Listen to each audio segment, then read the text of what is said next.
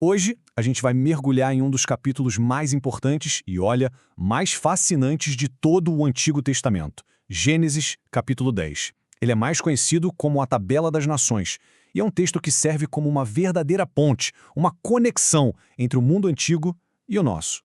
E a pergunta que esse capítulo tenta responder, bom, ela é gigantesca.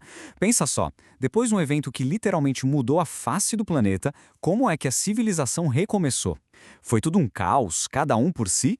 Ou será que existiu algum tipo de ordem por trás de tudo isso? A resposta que Gênesis nos dá não é só uma lista aleatória de nomes difíceis. O texto funciona, na verdade, como uma espécie de mapa. Um mapa teológico que mostra de um jeito bem estruturado como a humanidade voltou a se espalhar e a formar as primeiras nações. Então, para ficar bem claro, a Tabela das Nações não está descrevendo uma bagunça, uma dispersão sem rumo. Pelo contrário, a ideia aqui é mostrar uma distribuição intencional, organizada. É a prova de que a humanidade não ressurge do caos, mas se expande seguindo uma ordem. Vamos ver então como é que esse mapa se desenrola. A estrutura é surpreendentemente clara, sabe? Tudo parte de uma única família para formar a diversidade de todo mundo. O que é super interessante aqui é como o texto organiza o mundo conhecido daquela época. A partir dos 3 filhos de Noé, a gente vê 3 direções principais de expansão. Jafé, que vai para o norte e oeste, Cã, que desce para o sul, em direção à África, e Sem, da linhagem que daria origem a Abraão, se estabelece no leste, bem no coração da Mesopotâmia. É, como a gente falou, uma verdadeira geografia teológica. E o próprio texto fecha com essa afirmação que é muito poderosa. A divisão das nações não é apresentada como um acidente do acaso, mas como um processo ordenado, parte de uma história maior. Isso mostra de um jeito brilhante a ideia de que existe um plano por trás da diversidade humana. Mas a história não para por aí. Não é só sobre expansão geográfica. Uma nova força está prestes a entrar em cena. Uma força que vai mudar para sempre a estrutura da sociedade. No meio dessa lista toda de povos e clãs, um nome, um único indivíduo se destaca de uma forma impressionante. Ele não é só mais um ancestral numa lista. Ele representa uma virada de chave na forma como o poder funciona. Nimrod. O texto apresenta ele com uma frase que já acende um alerta. Ele começou a ser poderoso. Essa pequena frase sugere o início de algo totalmente novo. É a ascensão do poder centralizado, do domínio, da conquista, tudo isso numa única figura.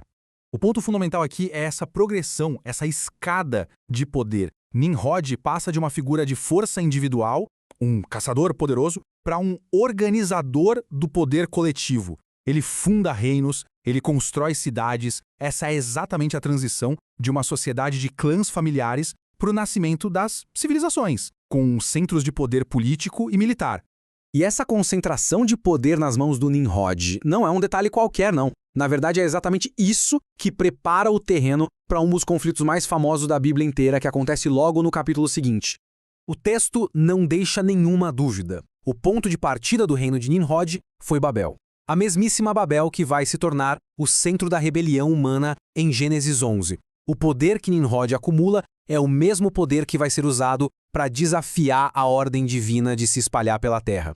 E essa comparação visualiza a atenção de uma forma incrível. De um lado, em Gênesis 10, a gente tem uma diversidade que nasce de um plano de dispersão, onde as famílias crescem e se espalham naturalmente. Do outro, em Gênesis 11, movido pelo tipo de poder que Nimrod representa, a gente vê a tentativa humana de reverter isso, de usar uma língua só e uma cidade só para forçar uma unidade e tentar alcançar os céus.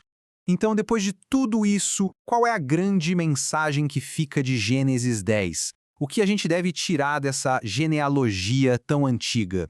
A tradição judaica conta 70 nações, que surgiram a partir dos nomes listados nesse capítulo. E na simbologia bíblica, o número 70 não é um número qualquer não. Ele representa totalidade, algo completo.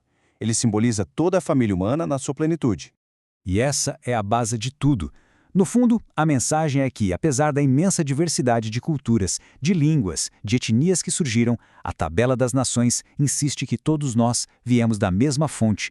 A humanidade é, na sua essência, uma grande e única família. E essa frase resume a genialidade teológica do capítulo. Não se trata de escolher entre unidade ou diversidade. Gênesis 10 afirma as duas coisas. Ele celebra essa colcha de retalhos riquíssima que são as nações, ao mesmo tempo que nos lembra da nossa irmandade fundamental. Isso tudo nos deixa com uma pergunta para a gente refletir. A história de Nimrod e Babel, que vem logo depois, mostra que a busca humana por unidade pode muito facilmente se transformar em uma busca por poder, que, ironicamente, acaba levando à divisão. Onde é que a gente traça essa linha hoje em dia? É uma questão tão relevante agora quanto era há milênios.